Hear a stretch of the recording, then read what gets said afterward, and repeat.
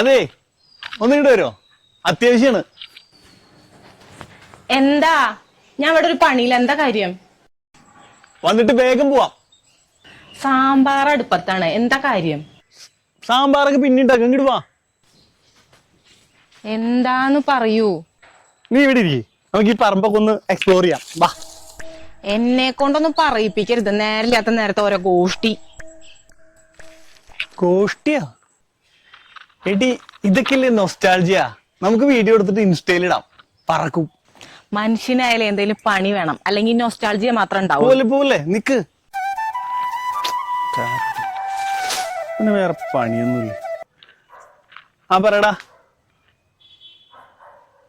എടാ, അവിടെ ഭയങ്കര ചൂടല്ലേ? നീ തിരക്ക് പിടിക്കല്ലേ? നവംബറൊക്കെ ആയിട്ട് നോക്കാം. ഹലോ ഹലോ, കട്ടായോ? ആരാ ഫോൺ വിളിച്ചേ? ആ ദിലീപ്. അത് പെട്ടെന്ന് സി വി അയക്കാൻ, ഗൾഫിലൊരു ജോലി ശരിയാക്കി തരാന്ന്. ആ ചൂടത്തെ തണുപ്പാകുമ്പോ നോക്കാം. അല്ല, എന്താ പരിപാടി? ഞാൻ അറിയാൻ വേണ്ടി ചോദിക്കുക. പണിക്കൊന്നും പോണില്ലേ? ഹേയ്, ആ കൃഷ്ണൻ പോറ്റി പറയണത് നീയും കൂടി കേട്ടതല്ലേ? 6 മാസം കഷ്ടകാലാണ്, അത് കഴിഞ്ഞ് ജോലി നോക്കിയാൽ മതി. അതൊക്കെ നീയും കേട്ടതല്ലേ? പിന്നത് പിന്നൊരു ടോക്ക്. ഈ പറയണ കൃഷ്ണൻ പോറ്റി ഇപ്പൊ എവിടെയാന്നറിയാലോ? അറിയാം, വിയൂർ സെൻട്രൽ ജയിലിൽ. ആ, അതൊക്കെ അറിയാലേ. അതും അദ്ദേഹം പ്രവചിച്ചിട്ടുണ്ടായിരുന്നു. എന്ത്? ജയിലിലാവുന്നോ? ഏയ്, ജയിലിലാവുന്നല്ല, 2 മാസം കൊണ്ട് പ്രശസ്തനാവുന്നു.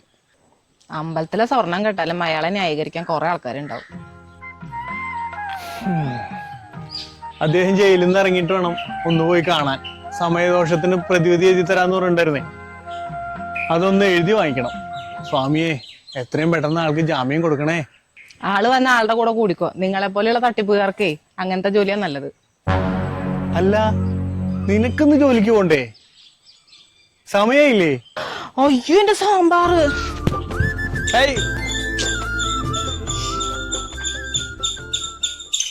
അച്ഛൻ, അച്ഛാ, ഭയങ്കര കനാണല്ലോ. രാവിലെ എന്താ കഴിച്ചേ? പോവല്ലേ പോവല്ലേ, ഒരു വീഡിയോ എടുത്ത് തന്നിട്ട് പോ. സൂര്യനായി തഴുകി ഉറക്കമുണർത്തുമൻ. ആ പാട്ടും കൂട്ടിയിട്ട് ഇൻസ്റ്റയിലിട്ടുണ്ടല്ലോ, റീല് പറക്കും.